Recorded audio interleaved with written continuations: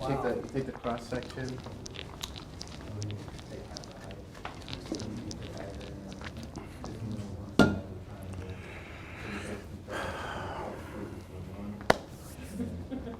All right, we ready?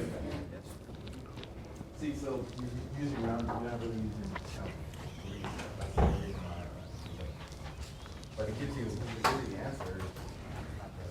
All right, we're going to now take a look at some regions. We have type 1 and type 2, right? Well, we have rectangular. We can have a rectangular region, which is the easiest. We can have a type 1, we can have type 2. But what about something different? Like, what if our region looked like that? Okay, something that's not going to fall into type 1 or type 2 or rectangular. So for this, we need to actually completely switch gears and switch to a different coordinate system.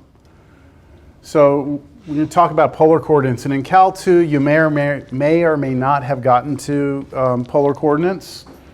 And if you didn't, don't worry too much about it because we can run through it real quick. The things that you need here are pretty basic. So just remember that when we're in two-dimensional space, our standard construction is that to get to a point, we start at the origin, we go out parallel to the x-axis some distance, then we travel parallel to the y-axis some distance y, and that takes us to here. That's our ordered pair xy. But there's another way we could get to that point. We could start by imagining we're standing at the origin and we're looking out the x-axis, and then we rotate by an angle. So imagine just standing here, we're looking at the x-axis, we rotate by some angle, and then we walk out a certain distance. We walk out a certain distance r, and that'll take us to the same point. So in both cases, you need two things. In our standard xy, which is Cartesian coordinates, you need an x and a y coordinate. In polar coordinates, you need two things. You need an angle and you need a radius, a distance you walk. And if we just construct the right triangle here and write down cosine, what's cosine of theta? Cosine is adjacent over hypotenuse.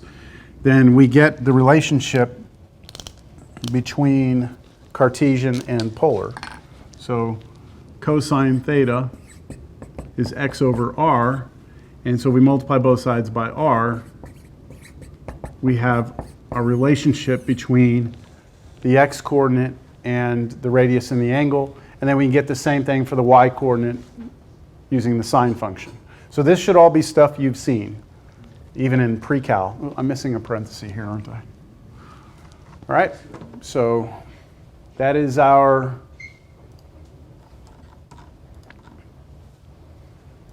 polar. So here are the important relationships that we have between Cartesian and polar. We know again from the right triangle, this is x, this is y, this is r, this is theta, that x squared plus y squared should equal r squared. That's our first one. X and y, just explained, come from here. And then working backwards, if you know x and y, you can recover the angle using the arctangent function. So these are our standard ways that we can convert from one coordinate system to the other. Now, what's the advantage of using polar coordinates? Well, take a look at this.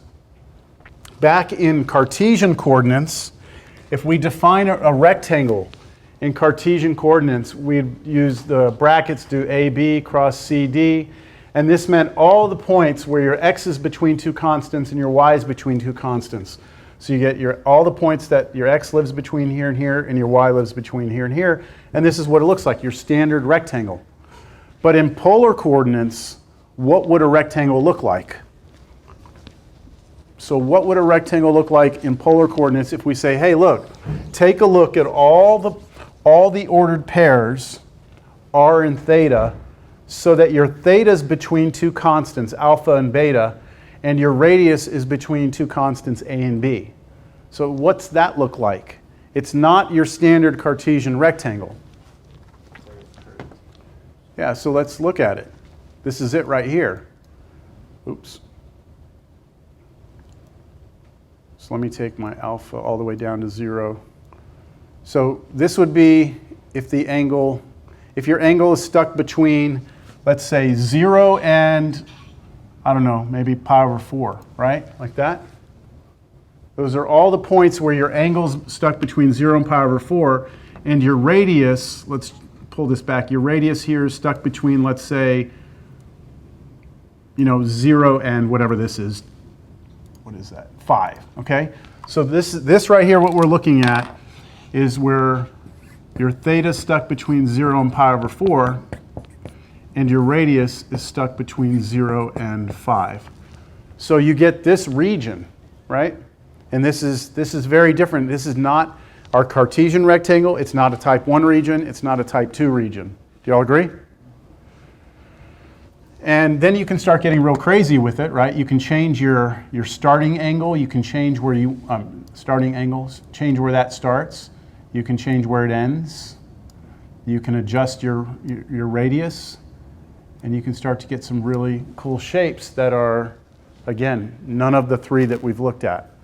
So we can look at imagining that we have some surface above this, and we're casting like the shadow down like this and trying to find the volume underneath that, all right? But there's a catch, all right? So remember in Cartesian, just ignore these little keyboards. I'm not quite sure why they're there. In Cartesian, when we had this double integral over some rectangle R, and we had our integral was our surface, dA came from the idea that we were going to take this infinitesimal little area, which was very easy to compute because it's just, like length times width, standard area of a rectangle. So dA in this formula is just dx times dy. But in polar, it's a little different because our function, yes, we can take our function and we can switch the x and the y's over to things with r and theta. We can do a standard conversion from one coordinate system to the other. But this little infinitesimal area on the bottom, or on the ground, is no longer our standard rectangle, right? This is what a little infinitesimal patch would look like. We have a little bit of a change in the angle and a little bit of change in the radius. So we would like to see if we can come up with a formula for this area. And that's not as straightforward. Here's the formula. Now, why is it this, though? Why is it this? So we have to go back to something from pre-cal. And that was, if you want to take a look at a circle of radius r, angle theta, if you want to know this length right here, from here to here, we call that arc length, s. The relationship was that s was equal to r theta. Does that formula ring a bell? S is r theta. And the key to this formula is that theta had to be in radians. If you were going to use the formula, you couldn't use degrees here. So if this was like 20 degrees, you'd have to convert it to radians, and then you could use it here. Multiply it times the radius, and that gives you that little arc length. So what we are imagining is that we're trying to estimate that area with a true rectangle. So it's this distance here, which would be how much our radius is changing by, times this distance here, which is not the change in the angle, it's the change in this arc length, right? Approximately. This is a curve, isn't it?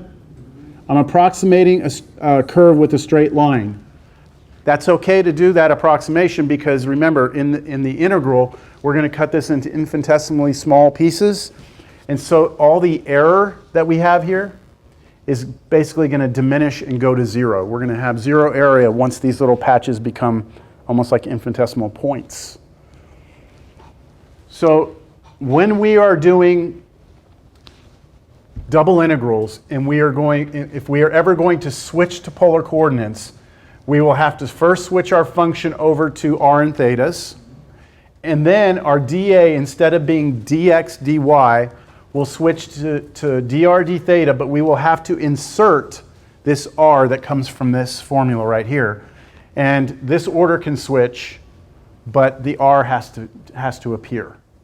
Okay, so that is a major note here I put right here. And I highlighted in yellow there.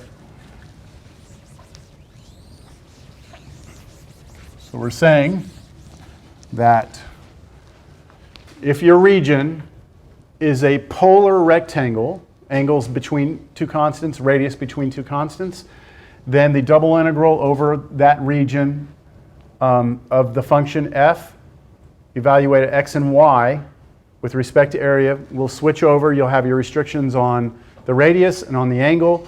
Now all your x's switch over to r cosine theta, all your y's switch over to r sine thetas, and then the dA becomes this piece right here. So every time you go to polar coordinates, don't forget the r gets inserted into the formula, every time. So I think the best way to do this is just to do an example. I'll jot that down, Ovi. Well, do we need to jot it down? We're going to do AB alpha beta f r cosine theta r sine theta r d theta dr. Or we could switch these and switch those, but the r will always be there. So take a look at this one. Find the volume under this surface. Z equals 3x plus 4y squared. So this is our function of x and y. So we're trying to find the volume underneath this. But on the region bounded by these two, what are those?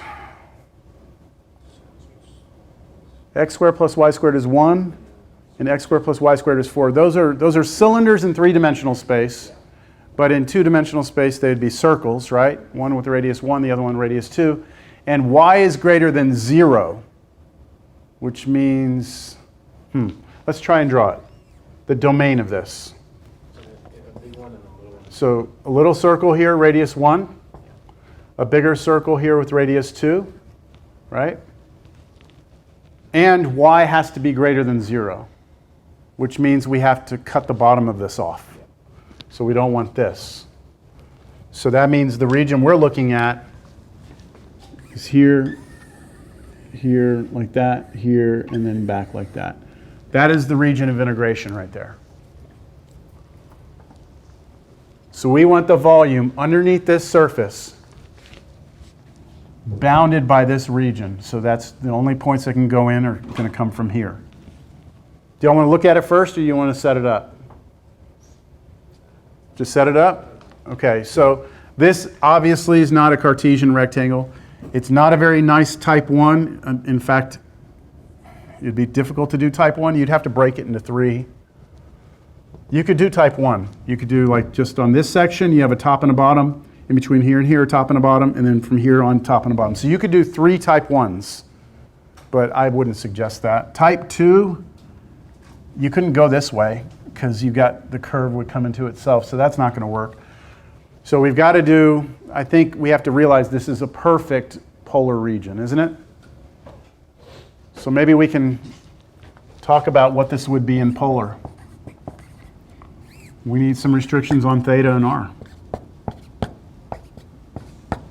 So what about theta? If you're a point living in here, the angle has to be somewhere between 0 and pi. Okay, so we're going to be between 0 and pi. And our radius, if we're somewhere in here, the radius is going to be between 1 and 2. Right? Got it? Now, we are trying to do the double integral over this region, I'll call it R, of this function dA, but because we're going to polar, this is now going to become, let's see, I'll do my limits of integration in a second. What is our function at x and y switched over to polar going to be? So all our x's get replaced with r cosine theta, all of our y's get replaced with r sine theta. So this becomes 3r cosine theta plus 4r squared sine squared theta, right? 3x plus 4y squared. And now because we went to polar, we have to insert an r here, right? That r is not very good. Is right there, okay? That's our r, don't forget it, right? And then the order. Does the order matter? Dr d theta or d theta dr? Does it matter? Make it easier. Yes. Well, are these constants? Yes, and if they're constants, this is basically like the Cartesian double integral. If the limits are constants, you can pick the order. So I'm going to go, I don't know, let's go 0 to pi, 1 to 2. And that means I'm going to go dr d theta. Theta on the outside because my angles are on the outside. Radius on the inside because 1 and 2 are my restrictions on my radius. So that is the integral we need to do. And since this is our first one, we're going to do it. We're going to take it the whole way. All right, so I'm going to first start by distributing the r through to everything. I'm not doing any integration yet. So 3r squared cosine theta plus 4r cubed sine squared theta dr d theta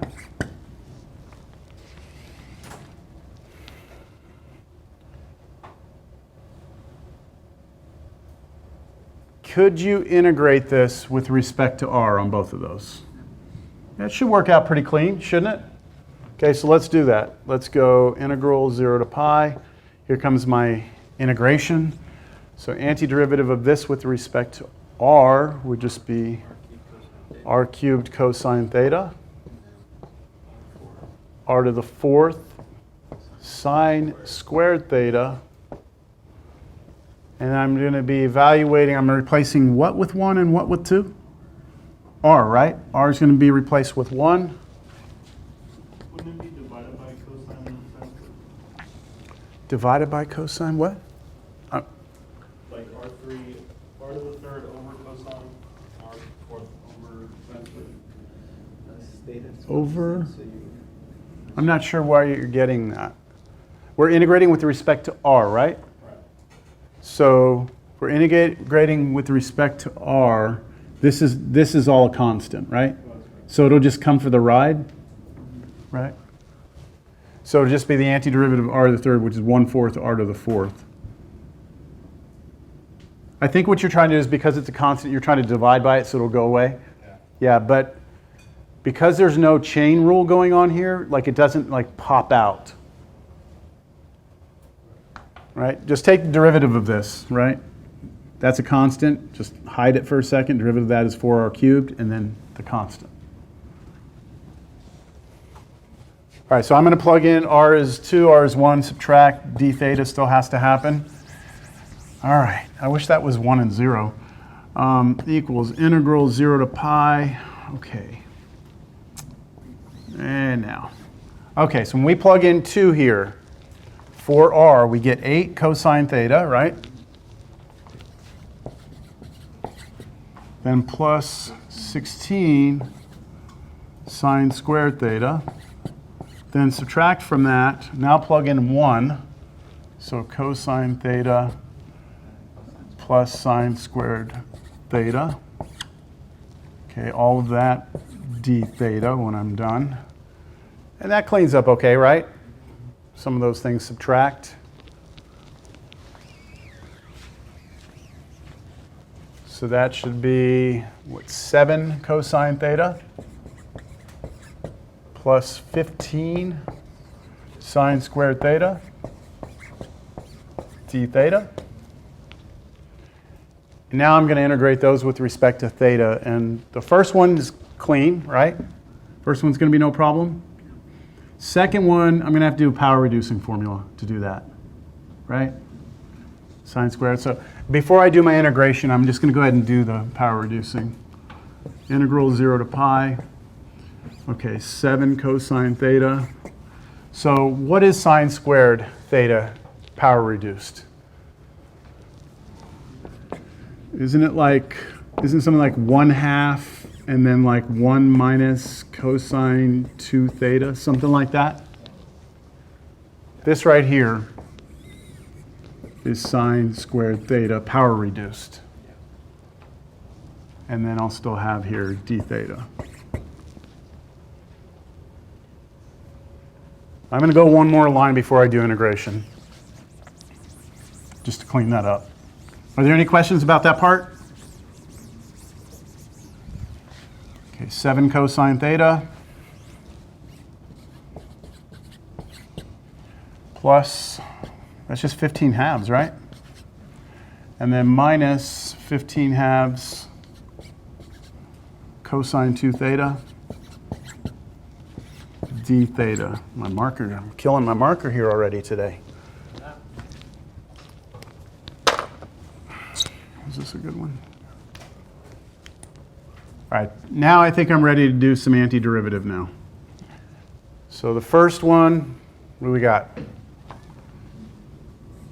7 sine theta plus, okay, be careful here. What's the antiderivative of 15 halves? 15 halves theta, because our integration variable is theta, right? So 15 halves theta. And then be careful on that one. I think these are the markers I brought today. Nope. Really? I've gone through those already? What is the antiderivative of that thing? Yeah, 15 fourths. Is that right? Chain rule.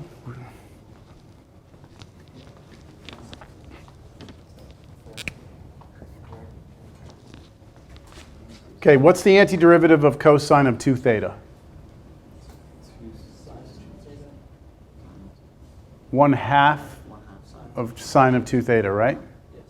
That's the antiderivative of that. 1/2 sine of 2 theta, but then we have to hit it with that. So minus 15 quarters or 15 fourths sine 2 theta. I swear I had good markers coming in here. Did y'all steal my? I think, yeah, that's what happened. Y'all stole my good ones. No, sure, blame it on us. Yep, I will. Okay, so 15 quarters sine 2 theta, and then we're evaluating this 0 and pi. Ooh, it's almost 0, isn't it? When you plug in pi, sine of pi is 0, right? 0 there also, sine of 2 pi. So just there you get 15 halves pi. And then when you plug 0 in, everything goes away. 15 halves pi is the volume underneath that surface above that region. Okay? Polar is pretty awesome.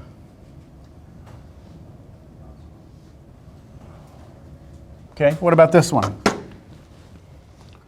Find the volume bounded by the paraboloid z equals 4 minus x squared minus y squared and the xy plane.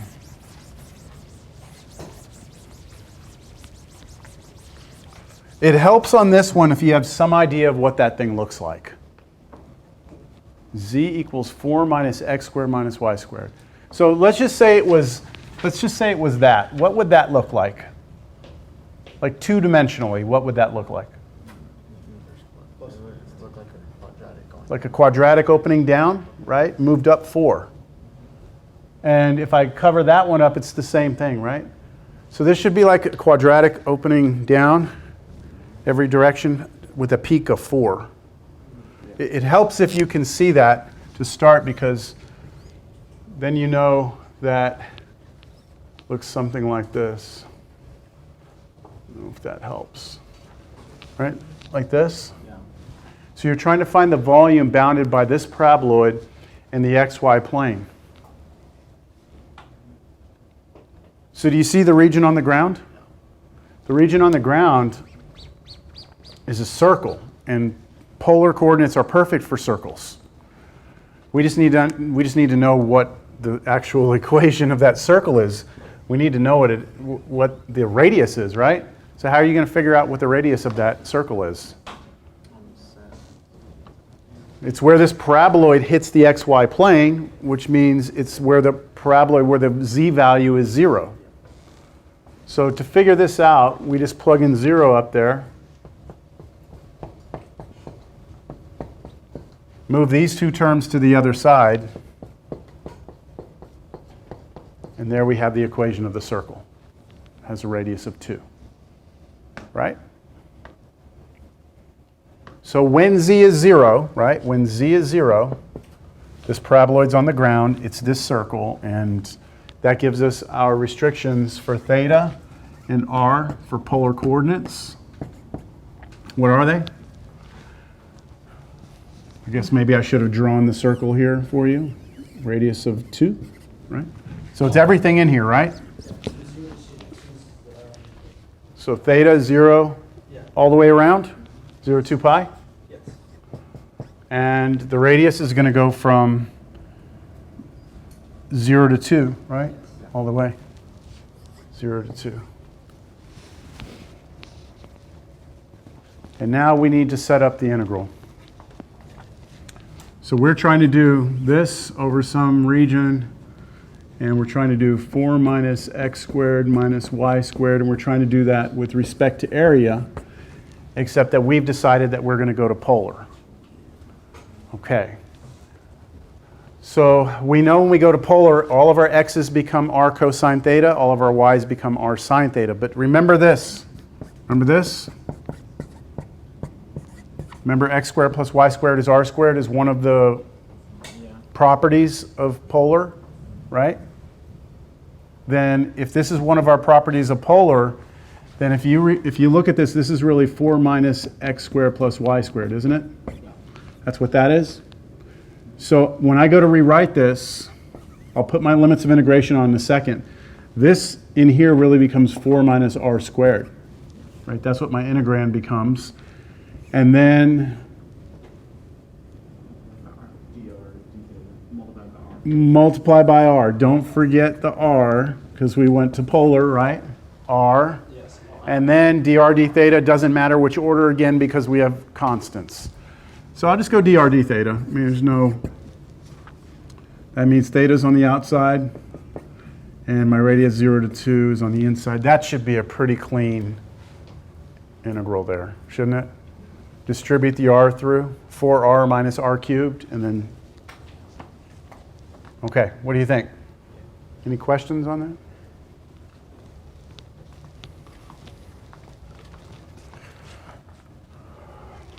All right.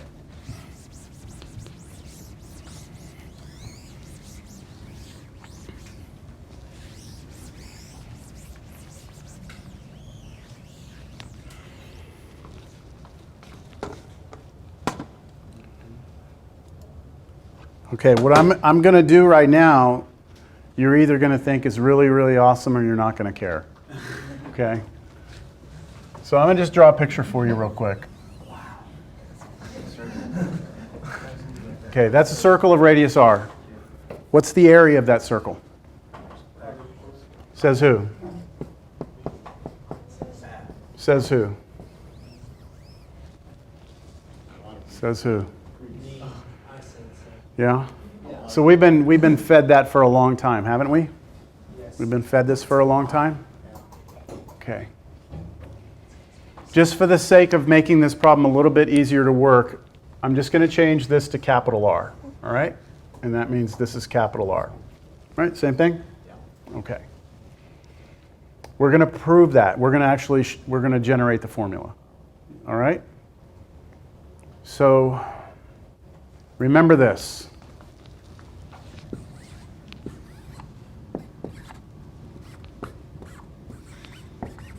What is that equal to? The area. This is equal to the area of D, right? Yes. In other words, what I want us to do is take this picture and let that be the domain on the ground, okay? Let that be our domain. And the surface that we're going to integrate above it is exactly 1 unit off the ground, so that the volume corresponds with the area, right, numerically. All right? Let's do it. Well, what kind of region is this? on the ground?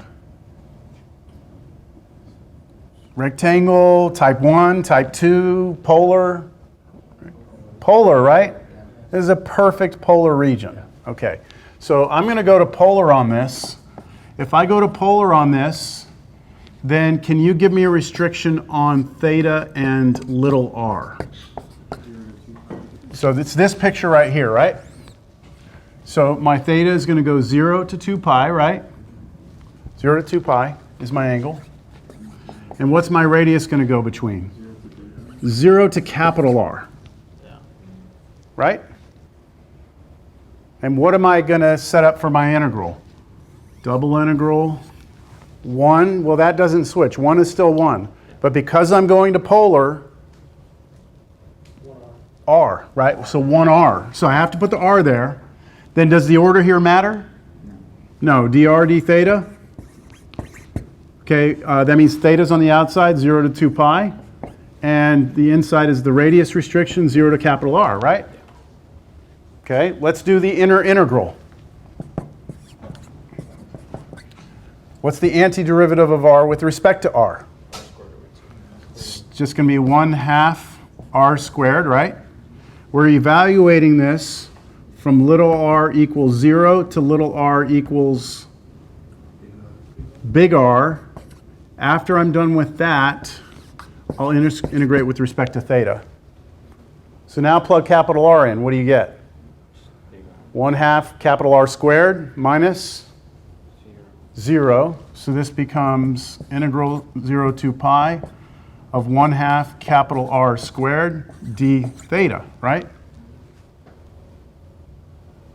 What's the antiderivative of this with respect to theta? Half big R squared theta evaluated from 0 to 2 pi. And when you plug in 2 pi for theta, you get something, and when you plug in 0, it goes away. So what happens when 2 pi goes right there? The 1/2 and the 2 go away, you get pi r squared, right? Pi capital R squared. There you go. That's the proof of your circle area formula using polar coordinates double integral. Pretty nice, huh?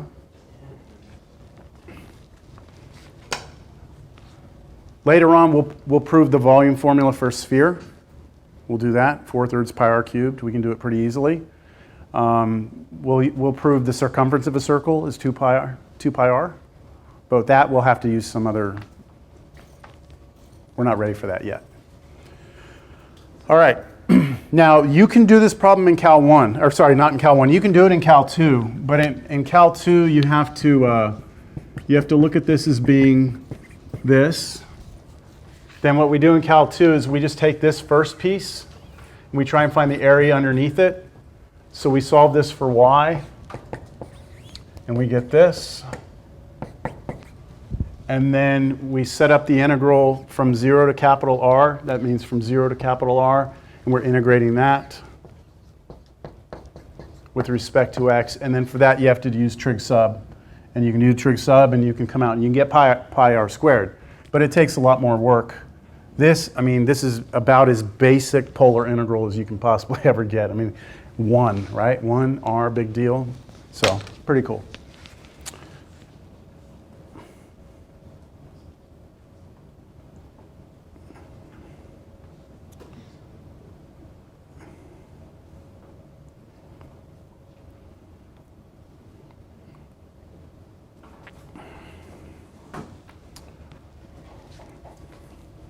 I just need to attach this to my hand.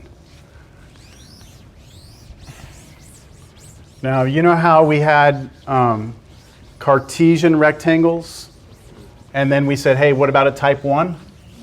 Type 1 was that the x was between two constants and the y was between two functions of x. Well, we have the same idea here with polar. If you have, well, let me get the picture up here. First of all, I got ahead of myself here. First of all, if your region is polar and you have a surface on top and a surface on the bottom, you can find the volume between them by just subtracting the two. I think, Brenda, you brought this up like Is it easy to figure out where these surfaces hit each other? It's not always easy, but in the problems we'll do, there will be a clear distinction between which is the top and which is the bottom. So that just tells you can find the volume between two surfaces over a polar region. This is an example of that. This one's a little bit tricky. See if you can figure this one out. Find the volume of the solid that is below this. What is this? X squared plus y squared plus z squared equals 1. A sphere. So when we say below a sphere, I think we mean inside. Okay? Inside the sphere. And above this cone. So what do we mean by above a cone? I think I had this talk with a few of you already. Like if this is a cone, what do we mean by above it? It's actually stuff in here. Like imagine this keeps going, right? So if I'm right here at this point, I'm above the cone.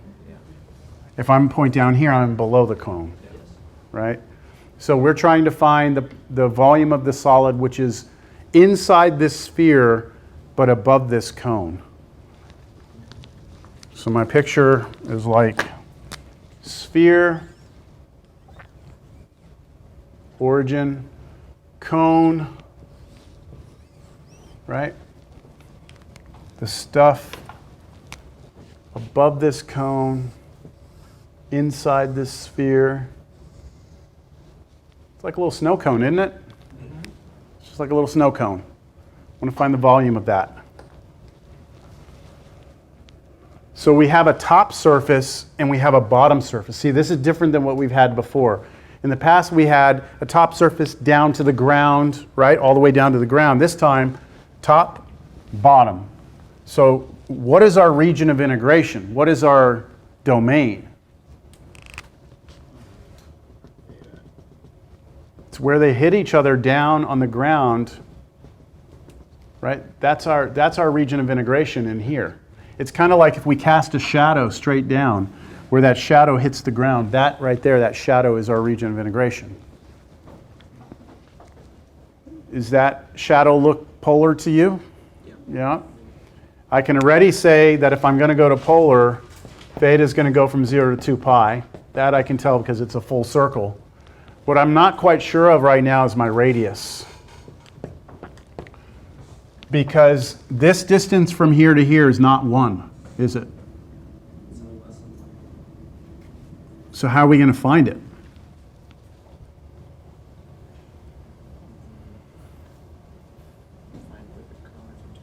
Yeah, why don't we try and figure out where the cone intersects the sphere? Right? Where does this cone intersect that sphere? So how could we do that? How do we figure out where the cone intersects the sphere? Yeah, just why don't we take this? This is what z has to be, right? Take that and replace it right in there. So what would that give us if we find the intersection here? We would have x squared plus y squared plus z, but this is z, and square it must equal 1. So everyone see what I did? Just replace that z with that and then squared it. So that just gives you 2x squared plus 2y squared equals 1.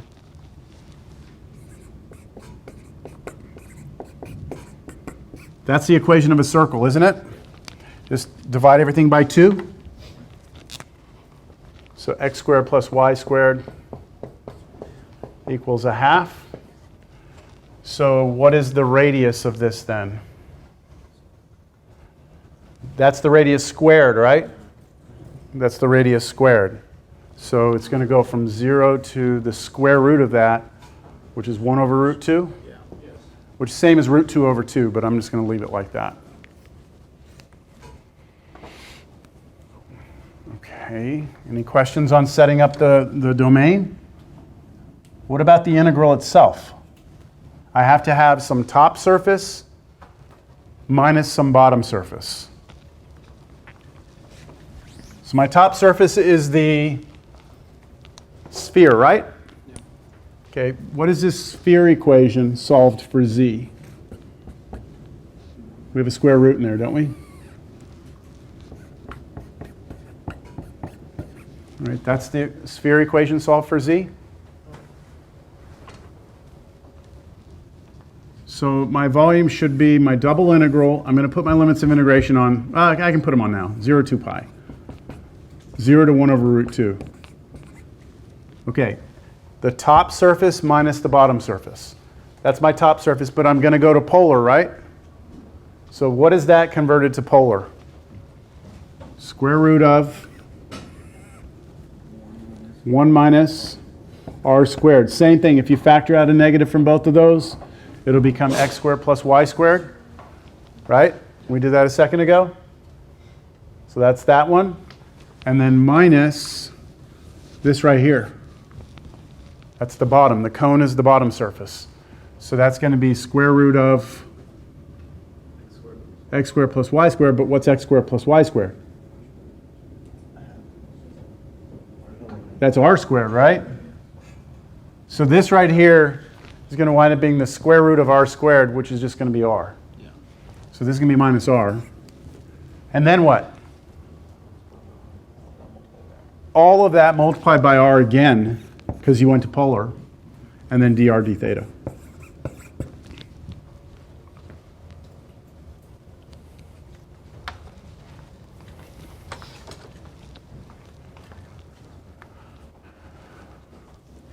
So we distribute the r through.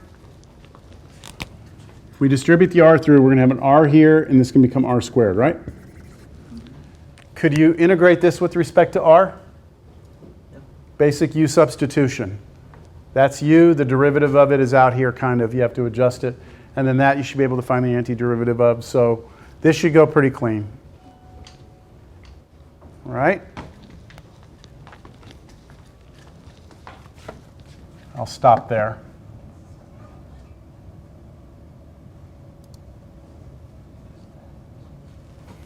All right, this is, I had gotten ahead of myself. I was talking about type 1 regions.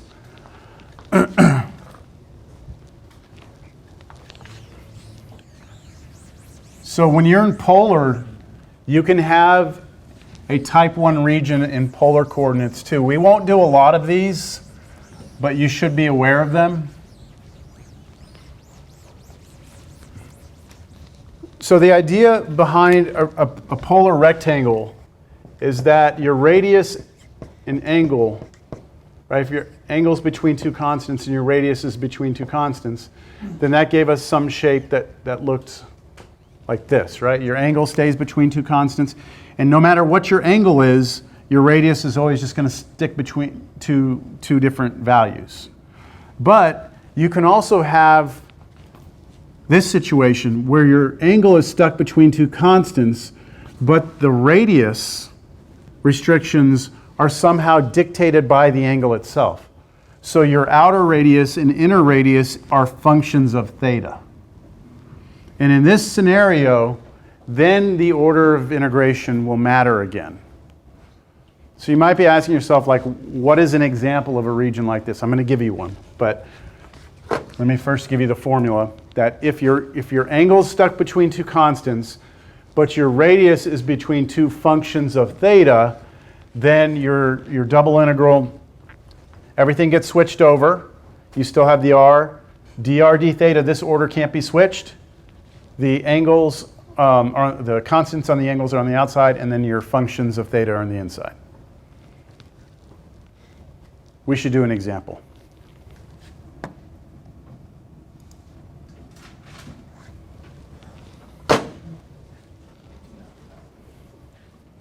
Take a moment to read that. This is a difficult problem to do without polar coordinates and without calculus 3.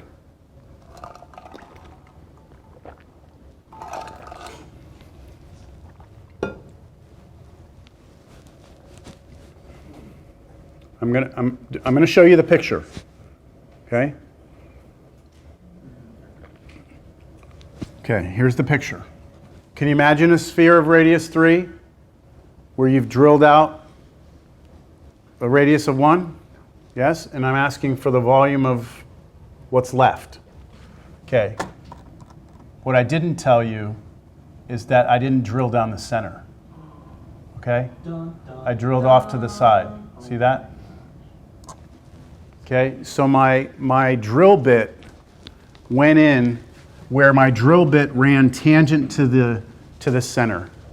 So it was offset. Does that make sense? So we want to know if we can find the volume of this thing right here. Make sense? Yeah. Okay. All right, so here's kind of me trying to break down what's going on. This is the sphere. The green thing is the drill bit. Okay, so when the drill bit goes through, that's what's happening. It's running tangent to the z-axis. So if we look at what was drilled out, I'm going to kind of bring it in here. I'm going to take the cylinder out of here. And why is my sphere? There it is. That's the one I want. And this is only the top half of it. But the thing that makes this thing difficult to figure out is that we're not just trying to find the volume of a sphere, of a cylinder, right? It's got a tilt to it, and that's got a little cap on it, right? So we want to know what this volume is, because this is the part that was drilled out, right? So the approach that we're going to take is we're going to say there's symmetry here, right? The top and bottom halves are the same. So really what I want to know is, what is the volume below the sphere, right? Below the sphere and above this thing on the ground, right? Or above the ground, between the sphere and the ground, but over this region right there. See, that region is a circle, but it's an offset circle, right? It's not centered at the origin. So this is not your typical polar region. Typical polar region is centered at the origin. So we have to somehow account for this. Make sense? All right, so let's try it. I'm going to do my sphere. This thing has a radius of 3. I drilled out this little piece here like that. Okay, that has a radius of 1, right? Little radius of 1 on that. So what I'm doing, I'm taking this little top cap like this. This right here is the sphere. This is the ground. So I have a top and bottom surface. They're pretty simple, aren't they? The top and bottom surface, or no? Yes. This top surface, what's the equation of that top surface? What's the equation of that? X squared plus y squared plus z squared equals radius squared, right? So that's that top surface. I can solve that for z.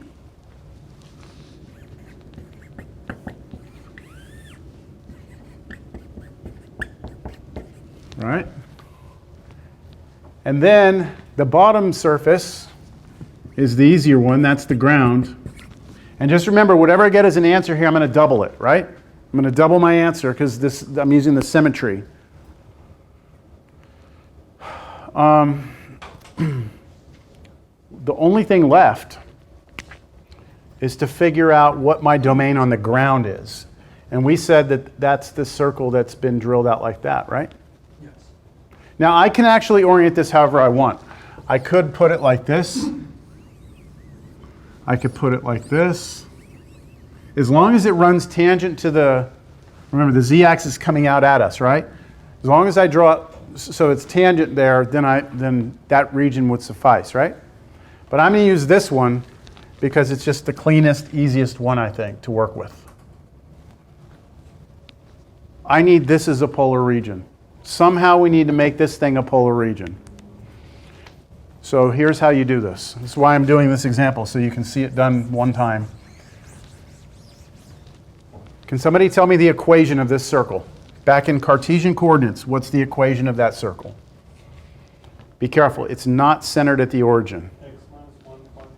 X minus 1 quantity squared. X minus 1 quantity squared plus y squared equals 1.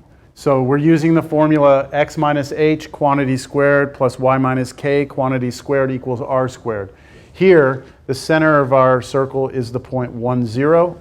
So this is h, this is k, and we're just plugging into the formula. Now, big deal. How does that get me to polar, right? So how do we somehow come up with some restrictions on theta and radius for this? Well, we do what you might think eventually to do, and that is, let's expand that.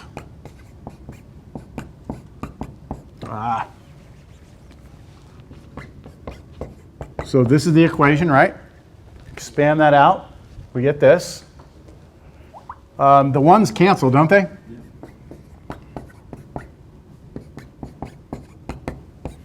And now you should recognize zero. You should recognize something. What's x squared plus y squared? If we go to polar, what's x squared plus y squared? R squared. R squared. So these two together are r squared, right? Plus, not plus, minus 2 times, now x in polar is r cosine theta. So now we have this equation, don't we?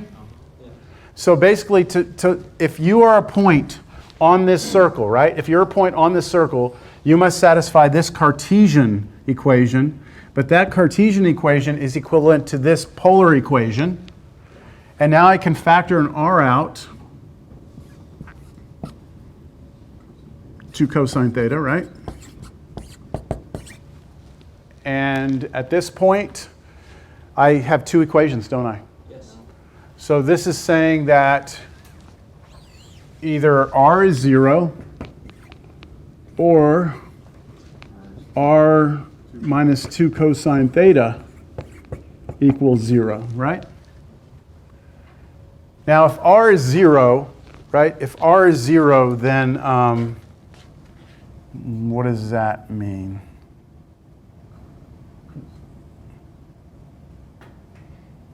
Could that be possible here? There's only one point right here. That point right there is the only point on the entire circle that you could say in polar coordinates, your radius is 0, right? Okay. Every other point must come from this. So let's move the 2 cosine theta to the other side, and what we get is a relationship between r and theta. In other words, r is a function of theta, right? R is now a function of theta. So this is the polar equation for that circle. And we can check it if you don't believe it. We can do it old school style, like an old t-table. We can go theta here and r here. So let's just plug some things in. If theta is 0, where are you? So if your angle is 0, cosine of 0 is 1 times 2, so this will be 2. So that means if your angle is 0, right, if your angle is 0, how far out do you walk? So you're facing that way, you walk out 2. 1, 2. You're right there, right? Okay, so then let your angle be maybe like pi over 4. So what's cosine of pi over 4? Root 2 over 2. And then multiply that by 2. That's root 2, which is approximately 1.414. So that means if you aim at an angle of pi over 4, you're only supposed to walk out 1.4. So you're there. Got it? And now let's do, what's the next common angle we know? I guess I skipped pi over 6, didn't I? Pi over 3.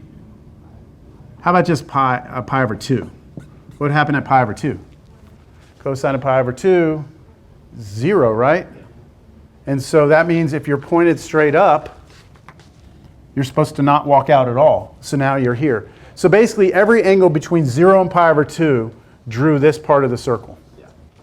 Got that?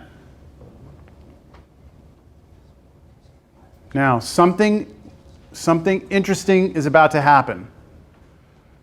What happens if we go past pi over 2? So what if we go to, how about 3 pi over 4? What happens at 3 pi over 4? So now I'm aimed out this way, right here. What do I do? Plug 3 pi over 4 into that, and what would you get? You get negative root 2, which means I'm supposed to aim this way and walk backwards 1.4, and I would land here. Make sense? But there's a problem with that. The problem is that you're going to get a negative radius. So what we do instead is this. See if you follow this. This right here would give us a negative radius, and we don't want to walk backwards. We always want to be walking forward when we do this. So, and once I put it together, I think you'll understand what I'm saying. So we can draw this top half. Do you all agree? Yeah. By going between 0 and pi over 2. We draw the top half. I'm going to draw the bottom half by going from negative pi over 2 to 0. So what would happen at negative pi over 2?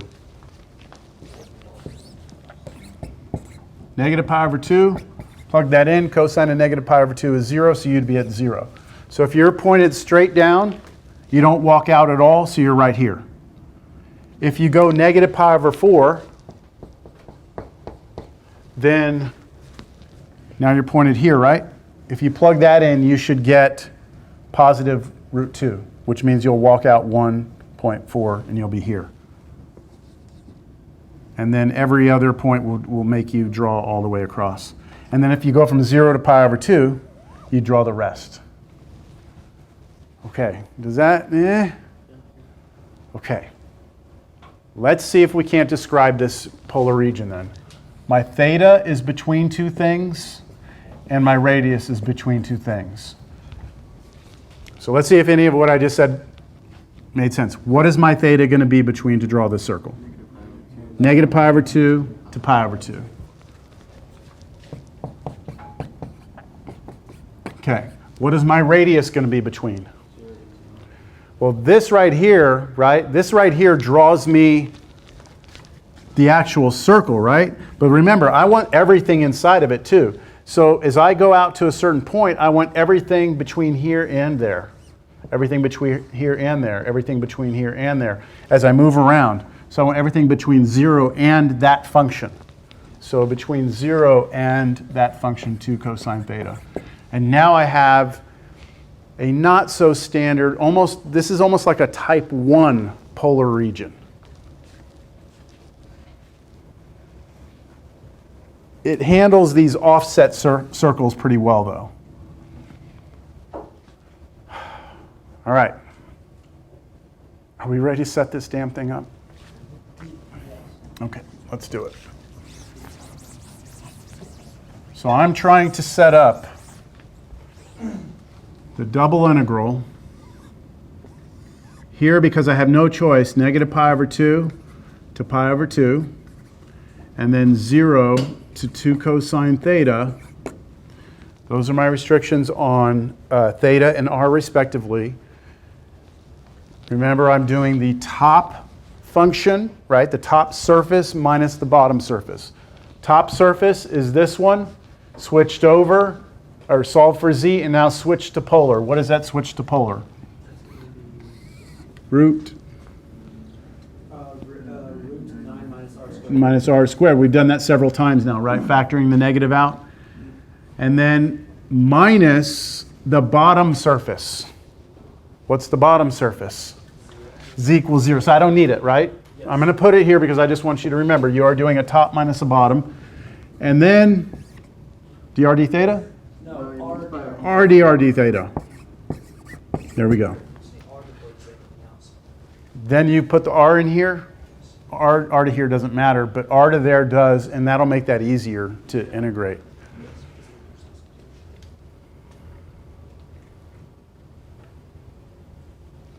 Okay, I forgot to put something here. I need to.